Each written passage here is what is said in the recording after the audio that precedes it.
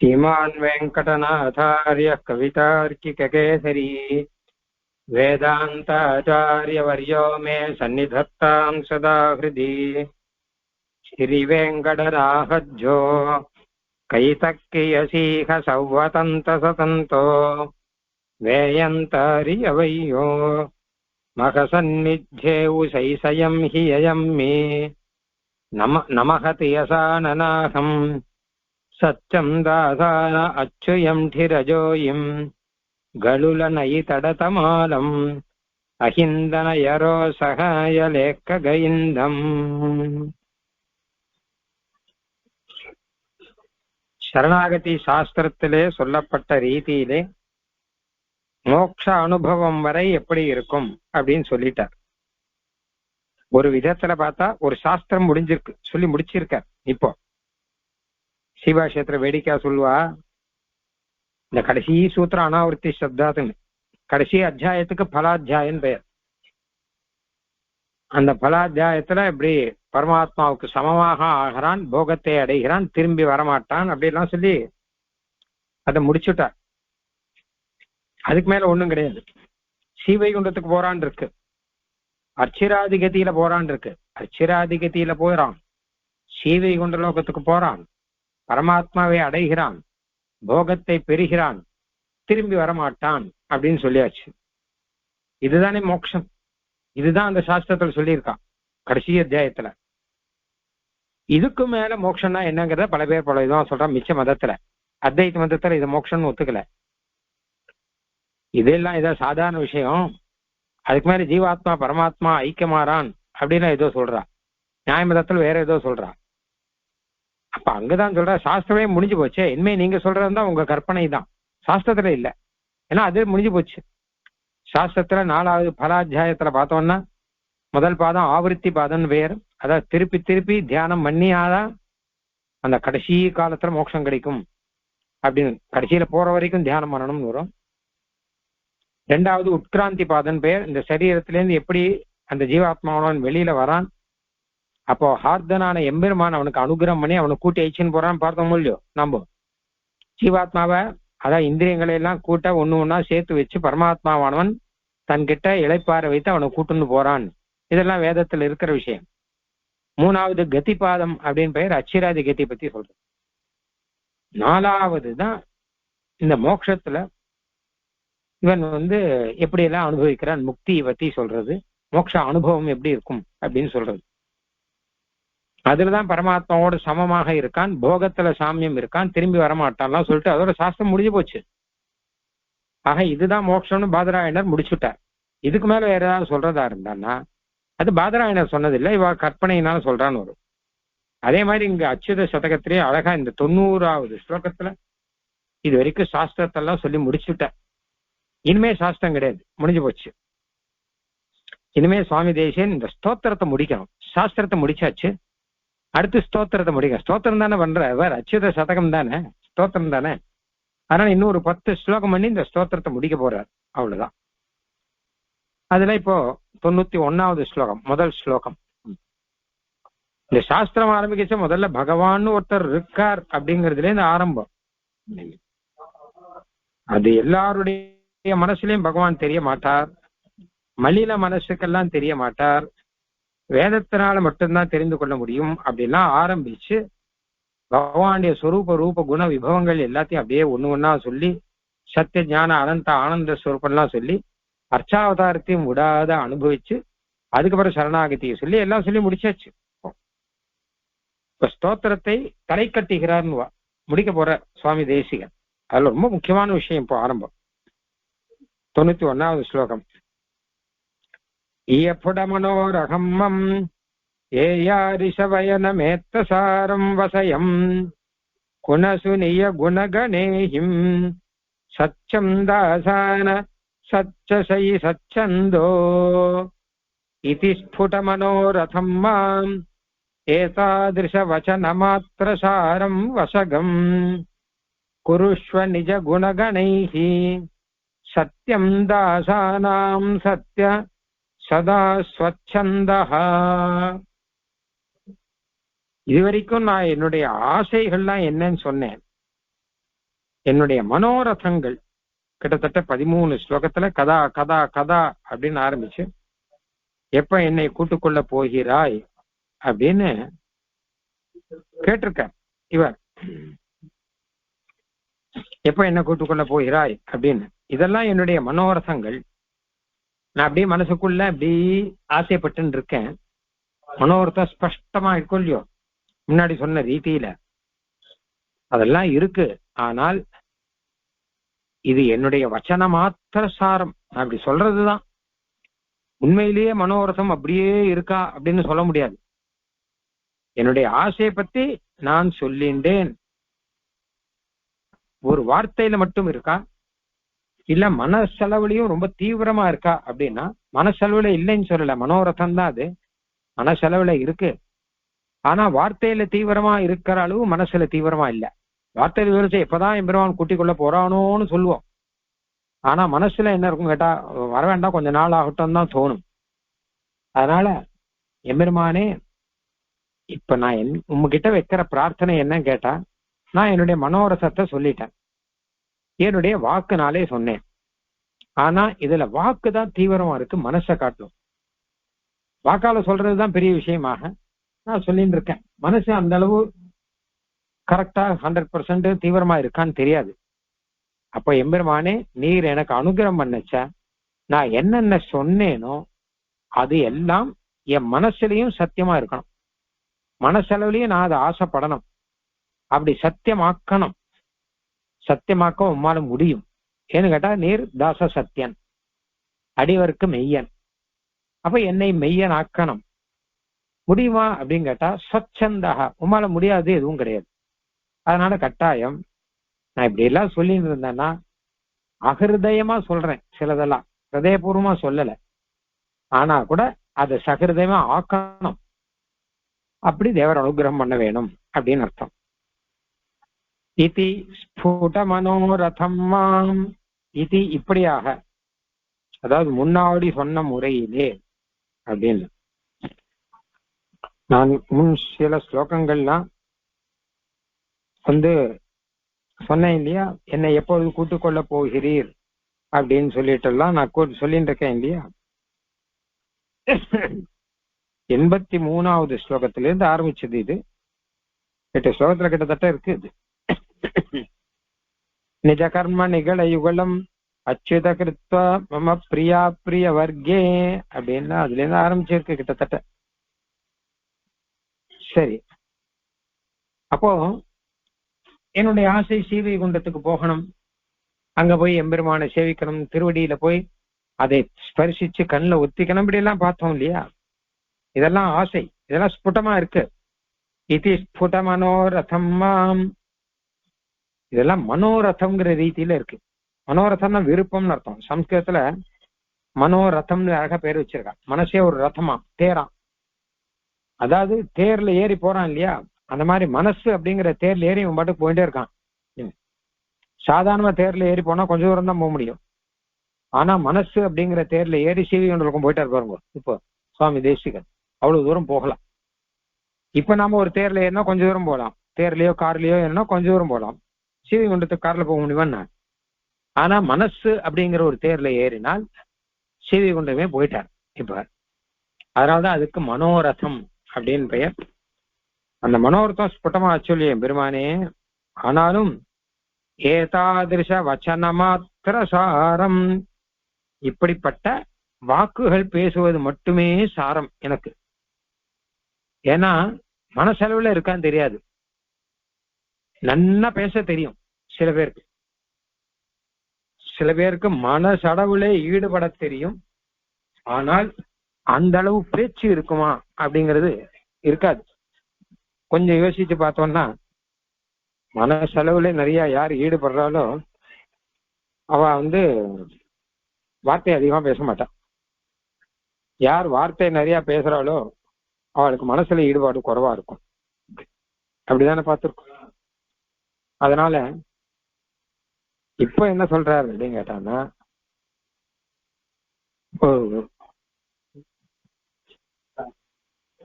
நான் மனசளவுல பேசிட்டு இருக்கேன், மனசளவுல ஈடுபட்டு இருக்கேன். அது கொஞ்சமா தான் இருக்கு, ஆனா வாக்குல சாரமா இருக்கு அப்படிங்கிற. சாரம்னா பலம்னு அர்த்தம். அப்ப வாக்குல சாரமாக இருக்கிறது. அது மாத்திரம் இல்ல, ஏதாதிருஷ வச்சன மாத்திர சாரம், இந்த வச்சனம் மட்டுமே சாரமாக இருக்கு. அழகா வியாக்கியானத்துல சிவச்சாங்கச்சார் சுவாமி சொல்ற, வக்கனையா பேச தெரிஞ்சிருக்கு அப்படின்னு அழகா எழுதியிருக்காருங்க. ஏன்னு கேட்டான்னா, என்னுடைய மனசுல என்ன இருக்குங்கிறது உமக்கு தெரியும். என் மனசை ஸ்பஷ்டமா காமிச்சுட்டேன், ஆனா உமக்கு தெரியாத விஷயம் எதுவும் கிடையாது. மனசுல என்ன இருக்கு, எந்த அளவு இருக்கு அப்படிங்கிறது தெரியும். ஆனா வெளியில இருக்கவெல்லாம் பார்த்து என்ன நினைப்பாங்க கேட்டான்னா, பேசுறதெல்லாம் பார்த்து ஓஹோ இவர் மனசுல இவர்தான் அப்படி ரொம்ப விசேஷமா இவர் இருக்கார் அப்படின்னு சீவி கொண்ட லோகத்தையே நினைச்சுட்டு இருக்கார். இந்த பூமியை அவர் விட்டுட்டார் அப்படிலாம் நினைப்பா. எல்லாம் வச்சன மாத்திர சாரமா இருக்கு. அப்ப என்ன பண்ணணும்னு கேட்டான்னா, குருஷ்வ நிஜ குணகணைஹி சத்தியம், என்ன சத்தியம் ஆக்கணும். நான் ஏதோ மனசால ஈடுபடாமல் பொய் சொல்ற மாதிரி சொல்லியிருக்கேன்னு, அது இல்லாமல் நான் சத்தியமாவே இதெல்லாம் ஆசைப்பட்டு இதெல்லாம் சொல்ற மாதிரி என்னை நீர் தான் பண்ணணும். எப்படி பண்ண முடியும் கேட்டா, நிஜ குணகணைஹி, உம்முடைய கல்யாண குண கூட்டங்கள், அந்த உம்முடைய கல்யாண குணங்களை என் கண் முன்னாடி கொண்டு வந்து நிறுத்தினீர்னா அதை பார்த்தே எனக்கு மேல மேல மேல ஆசை வரும் இல்லையோ. சீவ லோகத்துக்கு போய் உமா அனுபவிக்கணும். சௌந்தரியவாதி சௌந்தரியம் லாவண்யம் முதலான கல்யாண குணங்கள், காருண்யம் வாத்சல்யம் முதலான கல்யாண குணங்கள், அப்புறம் ஞானம் சக்தி பலம் முதலான பரத்தோபயுக்தமான கல்யாண குணங்கள், இந்த மாதிரி இருக்கும் இல்லையோ. இந்த கல்யாண குணங்களை மேலும் மேலும் மேலும் எனக்கு பிரகாசப்படுத்தினா போறோம், உங்ககிட்ட ஆசை வரும் எனக்கு. அதனால உம்முடைய குண கணைகி, கல்யாண குண கூட்டங்கள்னாலே நீர் என்னை சத்தியமாக ஆக்கணும். சத்தியம் குருஷ்வ, நான் பொய் சொல்றவன் ஆயிடக்கூடாது, நான் சத்தியம் சொல்றவன் ஆகணும்.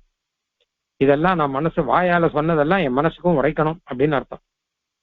இதை மனசால உரைக்காமையே வாயால சொல்லிட்டு இருக்கோம், அப்படி இல்லாமல் என் மனசுக்கும் உரைக்கும்படி பண்ணணும். உம்மால முடியும். ஏன்னா தாசானாம் சத்திய, நீர் அடியவருக்கு மெய்யனாச்சே. நீ மற்றவர்களுக்கு வேணா பொய்யனா இருக்கலாம், ஆனா அடியவர்களுக்கு மெய்யன் தானே.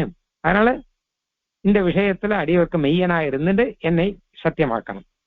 சதா ஸ்வச்சந்தா, எப்பவுமே ஸ்வச்சந்தா அப்படின்னா சுதந்திரமானவர், இஷ்டப்படி செய்ய முடியும் உம்மால. ஐயோ இது இப்படி திடீர்னு செய்யணும், எப்படி செய்ய முடியும் அப்படின்லாம் கேட்க முடியாது. ஏன்னா உமக்கு இருக்கக்கூடிய ஒரு சுவாதந்திரம் அப்படின்னு ஒண்ணு இருக்கும் இல்லையோ. உண்மை யாரும் என்ன திடீர்னு அப்படி நீர் மாத்திட்டேன்னு வச்சுக்கோங்க, அவ ஏன் மாத்தினா யாராவது நம்ம கேட்க முடியுமா? இத்தனை நாள் வரைக்கும் ஏதோ இருந்தான், இப்ப பார்த்தான்னா இவன் அவத்தான் ரொம்ப சிரேஷ்டமா இருக்கான் அப்படின்னு யாராவது கேட்க முடியுமா? ஆழ்வார் சொல்ற மாதிரி, கையார் சக்கரத்து என் கருமாணிக்கமே என்றென்று பொய்யே கைமு சொல்லி புறமே புறமேயாடி மெய்யே பெற்று நின்றேங்க. நான் பெருமாளை பத்தி சொல்லச்சேன், கையார் சக்கரத்து, கையில சக்கரத்தோட இருக்கக்கூடிய என் கருமாணிக்கமேன்னு சொன்னேன். பெருமாளை பார்த்து கருமாணிக்கமே முத்தே மணியெல்லாம் சொன்னேன், ஆனா பொய்யே, இல்ல பொய். ஏன்னா வாக்கால சொல்றேன் தவிர மனசால அப்படி இல்லை. மனசால பெருமாள் முத்தோ மணியோ வைரமோ நண்பண்ணோ அந்த மாதிரியாக நினைச்சா அப்போ பெருமாள் ஒரு க்ஷணம் விட்டு போனா வச்சுக்கோங்க, உயிர் போயிடும் நமக்கு. அந்த மாதிரி இருக்கணும் இல்லையே. ஆனால் பொய்யை தான் சொன்னேன், ஆனால் மெய்யே பொற்றழிந்தேன். நான் பொய்யை சொல்லி சொல்லி சொல்லி கடைசியில அதுவே மெய்யா எடுத்துங்கிற. கடைசியில பெருமாளை விட்டு என்னால் இருக்க முடியல. இப்போ கடைசியில பெருமாள் எனக்கு உண்மையிலேயே கருமாணிக்கமாக பெருமாள் இருக்கான். அவன் அவ்வளவு போக்கியமா இருக்கான். ஒரு கருமாணிக்கம் ஒண்ணு நம்ம மாத்திர இருக்குன்னு வச்சுக்கோங்களேன், நல்ல உயர்ந்த ஜாதி மாணிக்க கல்லு, அதை பத்திரமா வச்சிருப்போம். அது தொலைஞ்சு போனா அடுத்து தூக்கமே வராது, உனக்கு தூக்கமே வராது, சாப்பாடே வராது. அந்த மாதிரி பெருமாள் கருமாணிக்கமே அப்படின்னு சொன்னா அப்புறம் சேவிக்க முடியாட்டா தூக்கம் வராது, சாப்பாடு வராதுன்னு இருக்கணும். இது இல்லையேன்னா ஆமா போய் தான் சொன்னேன் கருமாணிக்கன்னு சொன்னேன், உண்மையில கருமாணிக்க மாதிரி வச்சுக்கலன்னா அப்படி இல்லை. அது சொல்லி சொல்லி அதுவே பழக்கமாயி கடைசியில என்ன ஆச்சுன்னு கேட்டான்னா உண்மையிலேயே அவன் கருமாணிக்கம் ஆயிட்டான். இப்ப அவனை பிரிஞ்சு என்னால் இருக்க முடியாத நிலைக்கு என்ன ஆக்கிட்டான் அவனே. ஐயோ கண்ண வீரான் அறையோ இனி போனாலே, இனிமே அவன் என்னை விட்டு போக முடியுமா? அவனாலையும் முடியாது, என்னாலையும் முடியாது. என்னை விட்டு அவனாலையும் இருக்க முடியாது, அவனை விட்டு என்னாலையும் இருக்க முடியாது. அந்த நிலைக்கு என்னை கொண்டு வந்து தள்ளி இருக்கான். அதனால இந்த விஷயங்களை இப்படியே சொல்றது நல்லதுங்கிற ஆழ்வார். இப்படி சொல்லி சொல்லி பழக்கப்பட்டாதான் மனசுல உரைக்கும். வெறும் பேசாம இருந்தா ஒன்றும் உரைக்காது. இப்படியே சொல்லிட்டே இருக்கணும். பெருமாள் எனக்கு அப்படி, அவர் தான் எனக்கு ரொம்ப வசதி, அவரை செவி கேட்டா எனக்கு ஆகாரமே இறங்காது, ஒரு நாள் பெருமாள் செவி கேட்டா தூக்கமே வராது அப்படின்னா சில பேர் சொல்லுவா. சொல்றது பார்த்தா என்ன கதை விட்டுன்னு இருக்கானேன்னு தோணும் நமக்கு. இன்னைக்கு என்ன அவர் சேவிக்கலையா, காத்தால இருந்து ஒரே என்னமோ மாதிரி இருக்கு, பெருமாள் சேவிக்காம என்னமோ மாதிரி இருக்கு அப்படின்வா. ஏன்னா இந்த மாதிரிதான் சொல்லி சொல்லி சொல்லி பழக்கப்படுத்திக்கணும். பண்ணா அது சத்தியமாயிடும். பொய் தான் சொல்லணும், பொய்யே சொல்லி பொய்யை தான் சொல்லணும். பொய்யை சொன்னா அது பழக்கம் ஆயிடும். பழக்கமாச்சுன்னா அது சத்தியம் ஆயிடும் அப்படிங்கிற. எப்படி சத்தியமாகும் கேட்டான்னா அது பெருமாளுடைய அனுகிரகம் தான், வேற ஒண்ணும் கிடையாது. ஏன்னா தாசானாம் சத்திய, அடிவருக்கு மெய்யனோல்லி அவன், கடைசியில் நம்மளையும் மெய்யனாக ஆக்கக்கூடியவனாக பெருமாளே இருக்கான் அப்படின்னு ஆயிடும். அதனால அந்த ரீதியில இதை நான் சொன்ன இந்த வார்த்தைகளை எல்லாம் உண்மையாகவே சத்தியமாகவே நான் சொல்லும்படியாக என்ன ஆக்கான்.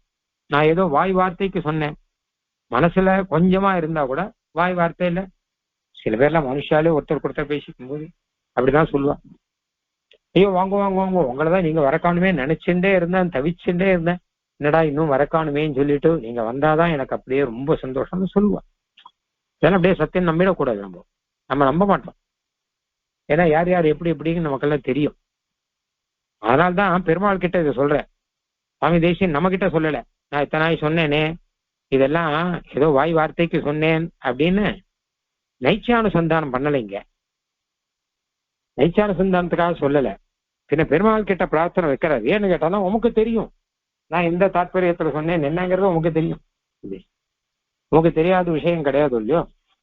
அதனால அந்த ரீதியில உள்ளுவார் உள்ளிட்டு எல்லாம் உடன் இருந்து அரிதி என்று அப்படிங்கிற மாதிரி என் மனசுல என்ன இருக்கு, என் வாக்குல என்ன இருக்கு, என் சரீரத்துல என்ன இருக்கு, எல்லாமே உமக்கு தெரியுமானபடியினாலே அப்போ என்னை சத்தியமாக்குறது, நான் போய் சொல்றேங்கிறது தெரியும். அப்போ என்னை சத்தியமாக்குறது உன் வகையில இருக்கு, உம்மால முடியும். ரெண்டு காரணத்தினாலே முடியும். ஒரு காரணம் தான் சொல்ற சொச்சந்தகாங்கிற, நீர் என்ன வேணா யார வேணா என்ன வேணா மாத்தலாமே, நீர் மாத்திட்டா உண்மை யார் கேட்க முடியும்? மோசமா இருந்த என்னை நல்லவனா மாத்தினேன்னா யாரா உங்க கேட்க முடியும்? ஏன் அவனை போய் மாத்தினேன்னு கேட்க முடியுமா? இல்லையே. அதனால சொச்சந்தனா இருக்க அப்படின்னால நீ யாருக்கு வேணா என்ன வேணா அனுகிரகம் பண்ணலாமா அப்படின்னாலும் எனக்கு இதை அனுகிரகம் பண்ணும். இது ஒண்ணு. இரண்டாவது, நீர் தாச சத்தியன், அடியவர்க்கு மெய்யனானபடினாலே. ஆக இந்த மாதிரி நம்ம மனோரதங்களை எல்லாம் நாம் சொல்லும் பொழுது கூடவே இந்த விஷயம் ஆழ்வார் பாட்டுல இருக்கு. அந்த மாதிரி நம்ம ஒரு அனுசந்தானம் பண்ணணும் தெரியுது. அந்த மாதிரி என்ன உண்மையிலேயே அந்த நிலைமைக்கு நீ கொண்டு வந்து ஆக்க எம்பெருமானே அப்படின்னு கத்தியத்துல சிவாஷ்யக்காரர் அழகா ஒரு விஷயம் சொல்ற. ரொம்ப ஆச்சரியமான விஷயம் ஒண்ணு இருக்கு கத்திய திரயத்துல. பெருமாள் கிட்ட பிரார்த்திக்கிறார், பரபக்தி பரஜான பரமபக்தி ஏகஸ்வபாவம் மாம் குருஷ்வ. பெருமானே எனக்கு பரபக்தி பரஜானம் பரமபக்தி இதெல்லாம் சுபாவமா இருக்கணும். அதாவது என்ன கேட்டானா இதெல்லாம் கஷ்டப்பட்டு நான் வர வச்சுக்கிறேன் அப்படின்லாம் இல்லை. என்னுடைய சுபாவம் இதுதான். சுபாவத்துல சொல்றோம் இல்லையோ, அவர் சுபாவப்படி அவர் நல்லவர் அப்படின்னா, அவர் சுபாவப்படி அவர் ஆசைப்படுறவர் அப்படின்னும் சுபாவம் சொல்றோம் இல்லையோ, அந்த மாதிரி எனக்கு பரபக்தி தான் எனக்கு சுபாவம், பரபக்தி பரஜானம் தான் இவருக்கு சுபாவம் அப்படிங்கிற அளவு எனக்கு இயல்பாகவே அதெல்லாம் இருக்கும்படி. நமக்கெல்லாம் எப்படி இருக்குன்னு கேட்டான்னா நம்ம சுபாவத்தினால என்ன கேட்டா சாப்பிடுவோம், போவோம், குளிப்போம், அப்போ கேளிக்கைகள் எல்லாம் பார்ப்போம், அப்படி இருக்கு. நடுவில் பரபக்தி பரஜானம் இருக்கு. நம்ம சுபாவம் என்னன்னு கேட்டா ஆகாரமும் அதுக்கப்புறம் இந்திரியங்கள்னாலே வெளி விஷயத்துல ஈடுபடுறதும் சுபாவம். நடுவில் பரபக்தி பரஜானம் ஏதாவது வருமானு பார்ப்போம். ஆனா அதுக்கு மேல இப்படி இருந்தா எப்படி ரெண்டா இருக்கும் யோசிச்சு பாருங்க. பரபக்தி பரஜானம் தான் நமக்கு சுபாவம். பேசணும்னா பெருமாளை தான் பேசுறது, பார்க்கணும்னா பெருமாளை தான் பார்க்கணும், அதுதான் சுபாவம். நடுவில் வேணா வேற விஷயம், அப்படி இருந்தா எப்படி இருக்கும்? அந்த மாதிரி பரபக்தி பரஜான பரமபக்தி ஏகஸ்வபாவம் மாம் குருஷ் அப்படி என்ன ஆக்கு எம்பெருமானே. இது ஒரு பிரார்த்தனை வச்சேன். விஸ்வாசபூர்வகம் பகவந்தம் நித்திய கிங்கரதாம் பிரார்த்தையே. பெருமாளே உமக்கு நித்திய கிங்கரனாக நான் இருக்கணும். எப்படின்னு கேட்டா சர்வ அவஸ்தோசித அசேஷ சேஷதைக ரதிஸ்தவ பவேயம் புண்டரீகாட்ச துவமேவ ஏவம் குருஷ்வமாம். எம்பெருமானே எல்லா நிலையிலையும் உம்ம கூட நான் கைங்கரியம் பண்ணிட்டு இருக்கும்படியாக நீர் தான் என்ன ஆக்கணும்.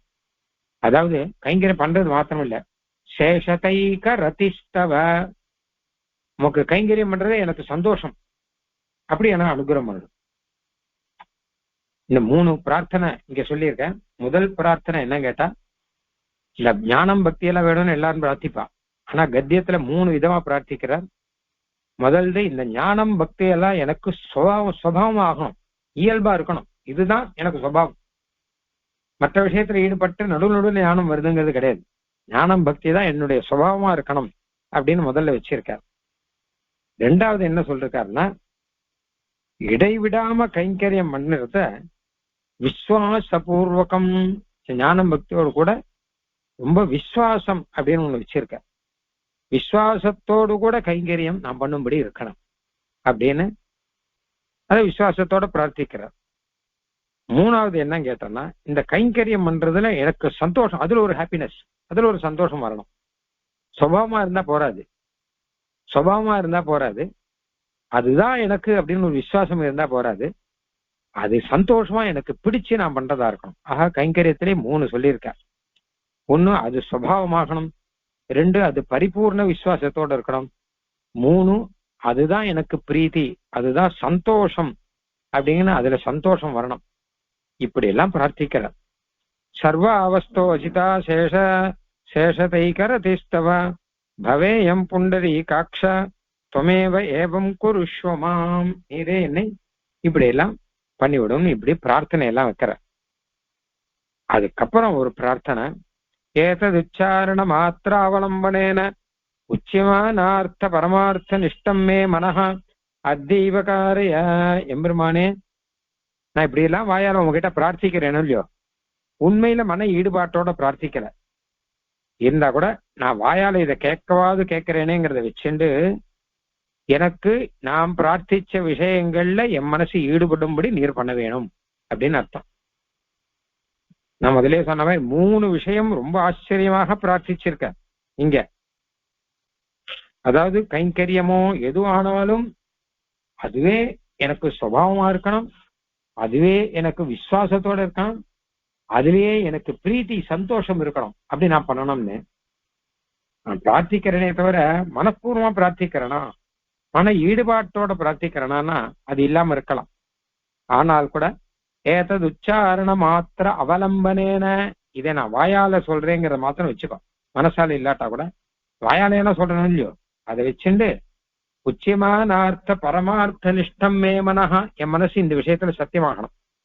நான் மனசுல இது வரைக்கும் அசத்தியமா ஏதேதோ நினைச்சுட்டு இதை சொல்றேனே கூட மனசு எதிரே, அதாவது இப்படி மன ஈடுபாடு இல்லாவிட்டாலும் வாயால் சொல்லுகிறேன் என்பதை மட்டும் வைத்துக் கொண்டு இந்த விஷயங்கள் உண்மையாகவே என் மனதில் உரைக்கும்படி என் மனதை ஆக்கி அருள வேணும் அப்படின்னு அர்த்தம் தமிழ்ல. ஆக என் மனச இதுல நான் ஈடுபாட்டோட சொல்லல, ஆனா ஈடுபாட்டோட வரும்படி ஆக்கணும். அதனால பெருமாள் கிட்ட ஞானம் பிரார்த்திக்கிறோம், பக்தி பிரார்த்திக்கிறோம் அப்படின்னா அதுவே ஈடுபாட்டோட பிரார்த்திக்கிறோமான்னு தெரியாது. அதனால பெருமாள் கிட்ட இந்த விஷயத்தையும் சேர்த்து வச்சுட்டா நல்லது. எம்பெருமானே, எனக்கு இதில் ஈடுபாடு வரும்படி நான் மனசுனால உமக்கு பிடிச்சு கைங்கரியம் பண்ணணும்.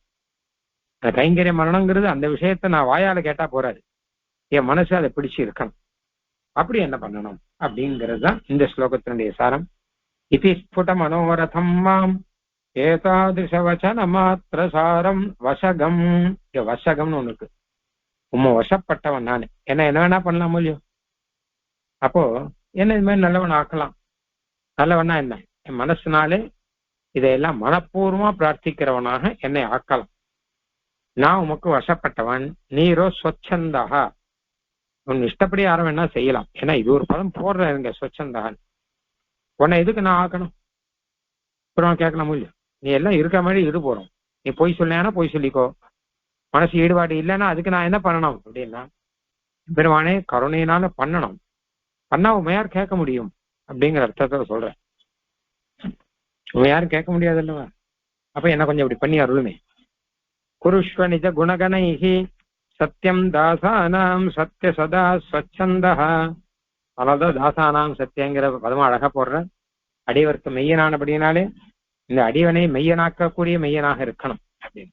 ஏன்னா சுத்திபதம் அதிகச்சன் சோபதே சத்தியவாதி அப்படிங்கிற தேவநாயக வஞ்சாசத்துல நான் இப்ப சத்தியவாதியா உண்மை ஸ்தோத்திரம் பண்ணி நான் சத்தியவாதி ஆனேன் அப்படிங்கிறார் இல்லையா.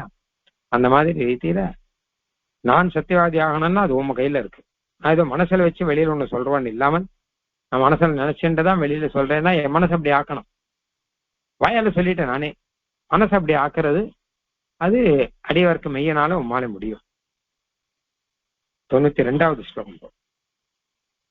பால பவகோவதரளோ மாரிய ஜாயித்தி சாயரம் தரியுமனோ பத்தேமி துமமச்சுயாம் காங்கிய பயபயும கமசுமக காவேயம் பால பிளவக இவ தரலோ மாருதி ஜாதிரிதி சாகரம் தரிதுமனாஹ பிரார்த்தயே த்வாம் அச்சுத காங்கித பதபத்ம க்ஷமஸ்வ மம காபேயம். எம்பெருமானே என்னை மன்னிச்சுக்கும். காபேயம் அப்படின்னா குரங்கு செயல், குரங்கு புத்தி. குரங்கு புத்தியோட ஏன்னா இப்படியேவா ஒருத்தர் பிரார்த்திப்பா? பெருமாள் கிட்டவே பிரார்த்திச்சுட்டு நான் பிரார்த்திச்சேன்னா இதெல்லாம் மனப்பூர்வமா பிரார்த்திக்கல, இதெல்லாம் மனப்பூர்வம் ஆகும்படி நீர் தான் பண்ணணும் அப்படின்னா இது காப்பேயம்னு பேர். சுவாமி தேசியன் அவருக்கு பிடிச்ச விஷயம்னா என்ன கேட்டோம்னா ஜீவாத்மாவுக்கு நல்ல உதாரணமா அதுதான் சொல்ற. அவர் குரங்கு ஒரு மரத்துல இருந்து இன்னொரு மரத்துக்கு தாவும், ஒரு இடத்துல நிக்காது இல்லையா? அது மாதிரி மனசு இங்கிருந்து அங்க, அங்கிருந்து அங்க, அங்கிருந்து இங்க போயிட்டு இருக்கு.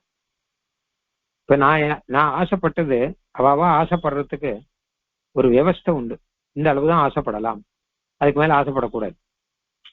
ஒரு குரங்கா இருந்து வச்சுக்கோங்க, குட்டி குரங்கு ஒண்ணு, குட்டி குரங்கு இந்த மரத்துல இருந்து அந்த மரத்துக்கு தாவி போறதுக்கு ஆசைப்படலாம், இங்கேருந்து அங்க தாவலாம், அடுத்ததுல இருந்து அடுத்த மரத்துக்கு தாவி போகணும்னு ஆசைப்படலாம். ஆனால் நான் சமுத்திரத்தை தாண்டி போறேன்னு சொல்ல முடியுமா? ஆசைப்பட முடியுமா?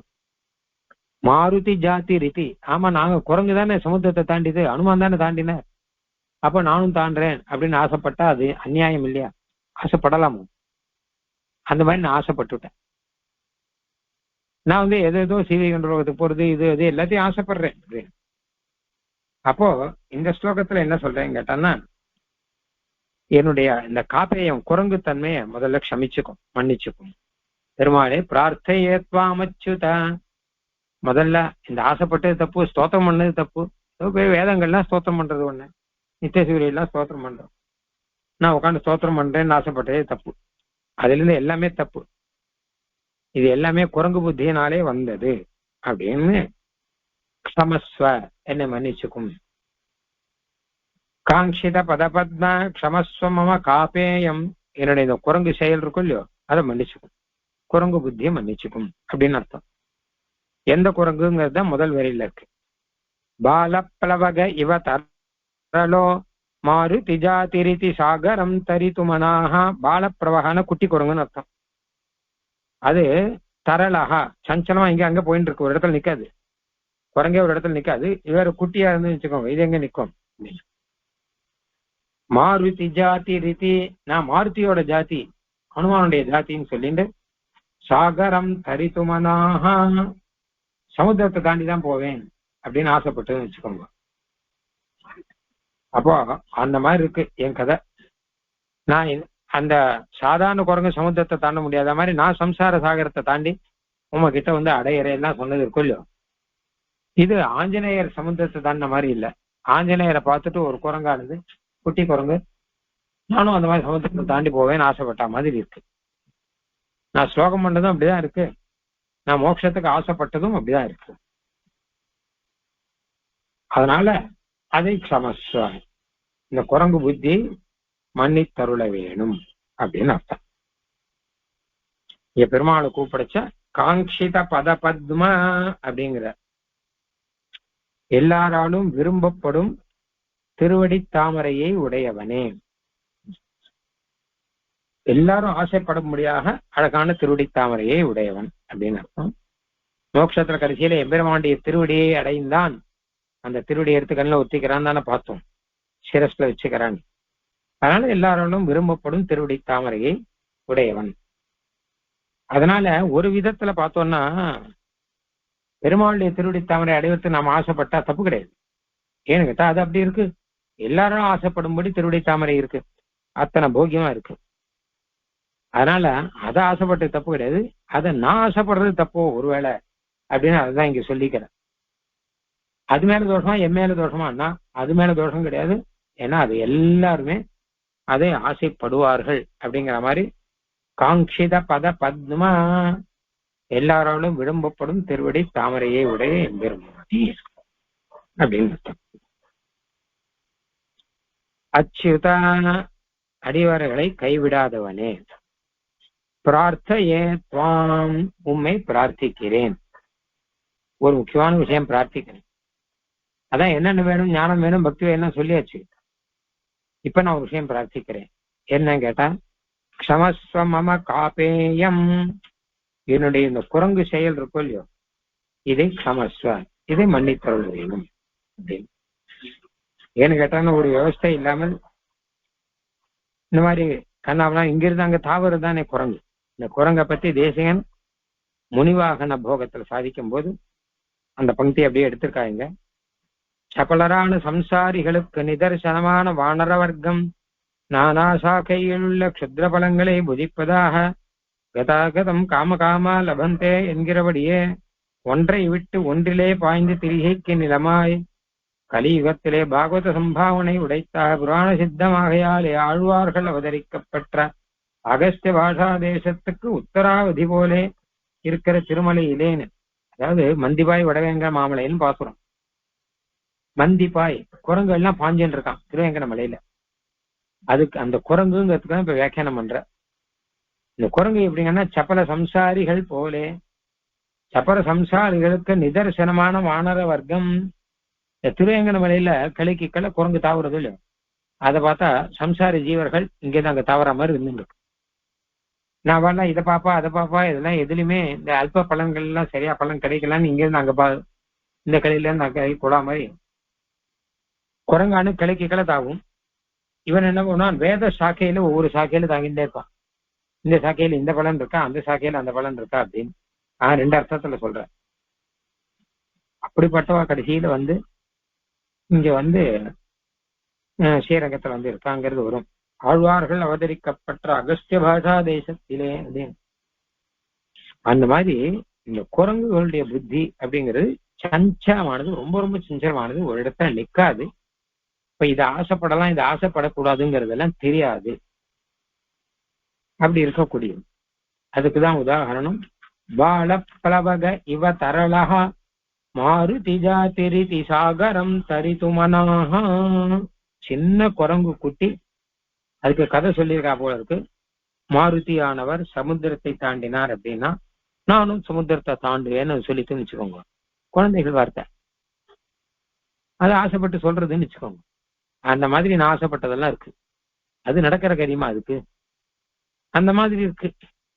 குரங்கு மாத்திரம் இல்ல, பாலப்பலவகான்னு போட்டார். குட்டி குரங்கு ஒண்ணு, பெரிய குரங்கு ஆசைப்படாது. நான் சமுத்திரத்தை தாண்டணும் ஆசைப்படாது. ஏன்னா அதுக்கு தெரியும் சமுத்திரத்தை தாண்டி போக முடியாது அப்படின்னு தெரியும். ஆனா பாலப்பலவக இவ தரளஹா, சின்ன குரங்கு குட்டி, ஆனா ரொம்ப சஞ்சலமா இருக்கு, ஒரு இடத்துல நிக்காது. மாருதி ஜாதி ரீதி சாகரம் தரிது மனாஹா, நானும் மாருதி ஜாதி தானே, அனுமானுடைய ஜாதி தானே. நான் சமுத்திரத்தை அப்படியே நான் தரித்து நான் கடந்து போவேன் அப்படின்னு இருக்கக்கூடியவன் நான். பிரார்த்தையே துவாம் அச்சுதா, அச்சுதா அடிவர்களை கைவிடாதவனே உன்னை இப்போ பிரார்த்திக்கிறேன் அப்படிங்கிற. என்ன கேட்டா க்ஷமஸ்வம் மம காப்பேயம். குரங்கு புத்தியோட இப்படிலாம் சொல்லிட்டு இதை இந்த ஸ்லோகத்துல மாருதி ஜாதி ரீதி, இந்த குரங்கு எல்லாம் அபிமானத்தோட நாங்களாம் மாருதி ஜாத்தின்னு சொல்லிக்குவோம்.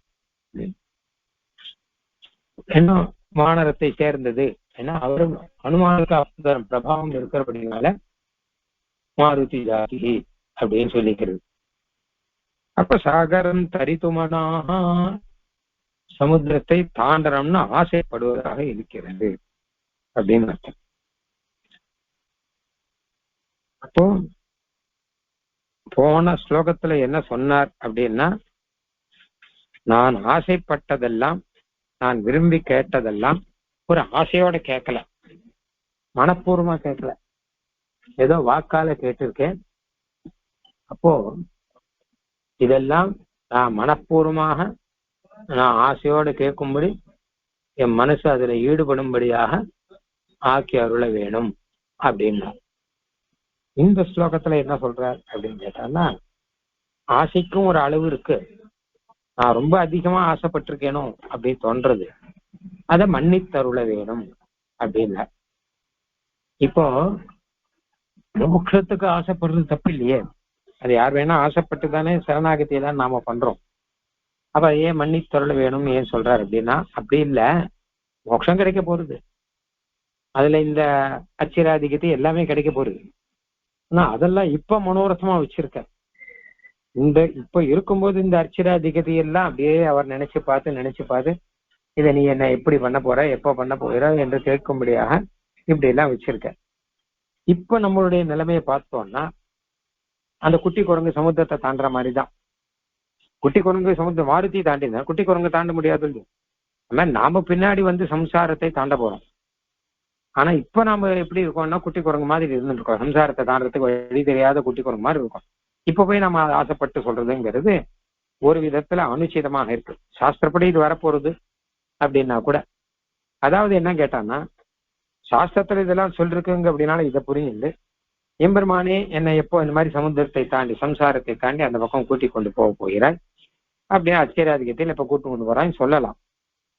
ஆனால் அதை மனசால மனப்பூர்வம் ரொம்ப ரொம்ப ஆசைப்பட்டு சொல்லக்கூடிய அளவு இல்லை. ஏன்னா இப்ப நாம இருக்கிற நிலையில அதை ஆசைப்படுறதுக்கான யோகியதை கூட நமக்கு கிடையாது. அப்படி ஆசைப்பட்டால் இந்த குட்டி குரங்கு சமுத்திரத்தை தாண்ட ஆசைப்பட்டதுக்கு சமானம். அதனால என்ன கேட்டா, விஷயம் சத்தியமே ஆனாலும் பின்னாடி நடக்க கூறதே இருந்தாலும் இப்ப இருக்கிற நிலையில இதுக்கு ஆசைப்படுறதே ஒரு விதத்துல உச்சிதமோ அப்படின்னு கேட்கும்படி இருக்கு. நம்ம நிலைமை அப்படி இருக்கு. அதனால க்ஷமஸ்வ அப்படிங்கிற என்னை மன்னித்தருள வேணும் அப்படின்னு பெருமாள் கிட்ட பிரார்த்திக்கிற. ஏதோ சாஸ்திரத்தில் சொல்றதுக்கு எனக்கு கிடைக்க போறது எல்லாம் கிடைக்க போறதுன்னு விட்டுற வேண்டியதானே. பேசிட்டே இது ஆழ்வார் சொன்ன மாதிரி எம்பெருமான் எல்லாத்தையும் கொடுக்க போறான் அப்படின்னா சரின்னு சொல்லிட்டு பேசாம இருக்கணும். எம்பெருமானை எப்ப கொடுக்க போற, தப்பு இல்லையா? அது சரணாகிதி பண்ணியாச்சு, சரணமாகும் தனந்தால் அடைந்தாக்கெல்லாம் மனமானா வைகுண்டம் கொடுக்கும் பிரான், பெருமாள் வைகுண்டம் கொடுக்க போற. சரி ஆச்சு, சாஸ்திரம் சொல்லியிருக்கு, நம்பியாச்சு, சரணாகிதி பண்ணியாச்சு, பெருமாளை என்னை எப்படி கூட்டுக்க போறாய், என்னைக்கு கூட்டுக்கொள்ள போகிறாய் அப்படின்னா அது ஹிருதய பூர்வமா சொல்றதா இருந்தா ஒரு ஆத்த பிரபத்தி பண்ணி உடனே போயிடலாம் இல்லையா? அப்போ இதெல்லாம் ஒரு சம்பிரதாயத்தில் ஆழ்வார் ஆச்சாரர்கள் அருளி செய்த மாதிரி இது ஒரு விதமான ஒரு நிலை இது அப்படின்னு வச்சுக்கலாம். அவ்வளவுதான். இப்படியும் ஒரு நிலை வேணும்னு தான் சொல்ற, வேண்டான்னு சொல்லல. கடைசியில க்ஷமஸ்வான்னு சொல்லி முடிச்சிடணும் போல இருக்கு. இது நான் ஏதோ தப்பா சொல்லியிருந்தா மன்னிச்சுக்கோங்க அப்படின்னு சொல்லிட்டு முடிச்சிடணும். தப்பா ஆசைப்பட்டு தான் மன்னிச்சுக்கோங்க. அதனால அதையும் சேர்த்து இங்க பிரார்த்திச்சுடுற எம்பெருமானே க்ஷமஸ்வமாம் அப்படின்னு.